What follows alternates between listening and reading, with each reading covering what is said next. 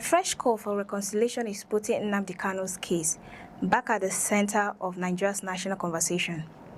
The Oluwo of Iwo land, Oba Abdulrazid Adewale Akimbi, has appealed directly to President Bola Ahmed Tinubu to grant Nnamdi Kanu presidential amnesty, describing such a decision as an important step towards healing historical wounds and strengthening national unity. And this appeal is about more than one man. It is about the wounds of a civil war that ended decades ago, but according to the traditional ruler, still affect the relationship between many Nigerians and the Nigerian state. It is about reconciliation. It is about inclusion. And it is about whether Nigeria is ready to close some of the oldest political wounds in its history. So the question is simple. Could releasing Nnamdi Kanu become a powerful step towards healing Nigeria? The Oluwo believes it can't. In his appeal, the monarch praised President Tinubu's administration for what he described as an inclusive approach to governance. But he urged the president to go further by considering presidential pardon for Kanu. According to the Oluwo, the release should not be viewed merely as a favor to an individual. He argued that it should be considered in the context of the Igbo people and the unresolved emotional consequences of the Nigerian civil war. That distinction is important. The monarch is asking the federal government to look beyond the personality of Nnamdi Kanu and consider what his case represents to many people across the southeast. For years, Kanu has remained a powerful and deeply influential figure among supporters of the Biafran cause.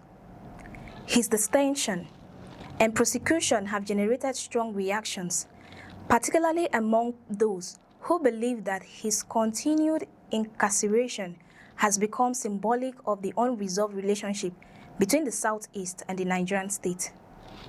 The Oluwo's argument is that Nigeria cannot build lasting unity while historical wounds remain open. He referred specifically to the psychological consequences of war. According to his statement, many people who experienced the civil war and its aftermath continue to carry emotional wounds. He connected this to post-traumatic stress disorder, known as PTSD, arguing that people affected by war require genuine reintegration rather than simply being expected to forget what happened. This is where Kanu's case enters the discussion. The monarch suggested that Kanu himself could be viewed within this broader historical context.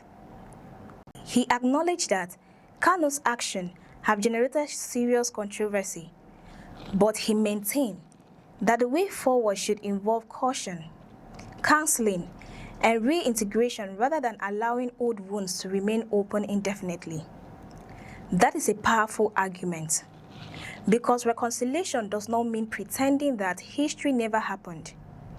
It means acknowledging painful history and finding a way for people to move beyond it. Nigeria has attempted reconciliation at different moments in its history, but many of the divisions created by the Civil War have continued to influence politics, identity, and relationships between different parts of the country.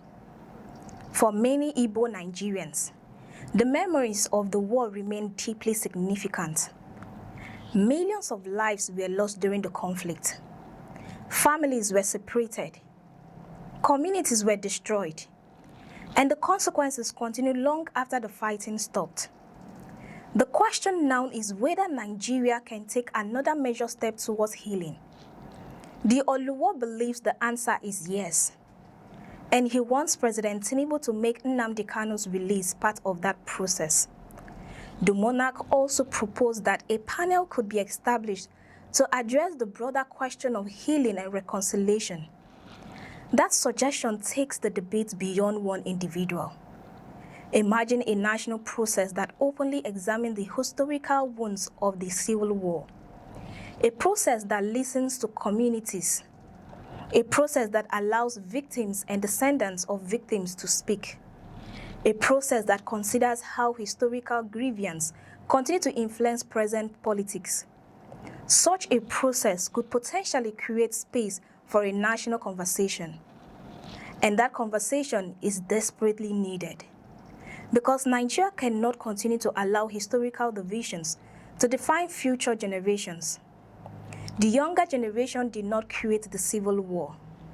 They did not make the decisions that led to it. They inherited the consequences. They inherited the memories. And they inherited the divisions. If Nigeria genuinely wants unity, then healing those divisions must be part of the national project. This is why the appeal for Kanu's release has significance beyond the courtroom. For his supporters, Nnamdi Kanu's case has become a symbol of political grievance, a symbol of the demand for recognition, and for many, a symbol of the belief that the Southeast deserves a deeper sense of inclusion in the Nigerian project. The Oluwo is now asking President Tinubu to respond to that sentiment through an act of clemency. And the monarch has framed it as an opportunity for the president to demonstrate that his administration belongs to every Nigerian, regardless of ethnicity or region. That is the central message. Release Kanu not simply because of who he is, but because of what reconciliation could mean for Nigeria. The monarch has also appealed for the wounds of the Igbo people to be addressed.